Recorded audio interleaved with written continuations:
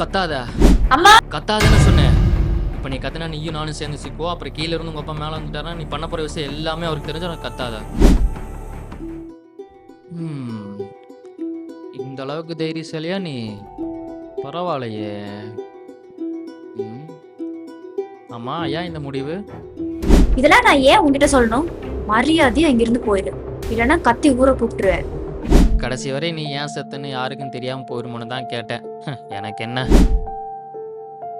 எனக்கு fashion designer ஆகணும்னு ஆசை. எங்க அப்பா வட்டிக்கெல்லாம் காசு வாங்கி எனக்கு பொட்டிக்கு வச்சு கொடுத்தாரு. ஆனா அது ஓபன் பண்ணதுல இருந்து லாஸ்ட்லயே தான் போயிட்டு இருக்கு. எனக்கு என்ன பண்றதுனே தெரியல, ரொம்ப கஷ்டமா இருக்கு. அதனாலதான் இந்த முடிவெடுத்தேன். நீ செத்துட்டா மட்டும் இந்த கடனில் உங்க ஒப்பந்தம் தானே கட்டணும், இல்லை நீ வந்து கட்ட போறியா? அதுக்கு இது முடிவு இல்லை. நீ ஒரு விஷயத்தை பண்ணணும்னு நினைச்சுன்னா அதை பண்ண முடியும்னு நம்பு. இப்போ இல்லாட்டி அது என்னைக்காச்சும் ஒரு நாள் கண்டிப்பாக நடக்கும். அதை விட்டு போட்டு தற்கொலை பண்ணிக்கிட்டு நான் என்ன சொன்னாலும் நீ உன் முடிவில் நீ மாற மாட்ட. ஏதோ என்னால் முடிஞ்சது. ஏய் ஏய் ஏய் கண்மணி, அப்பா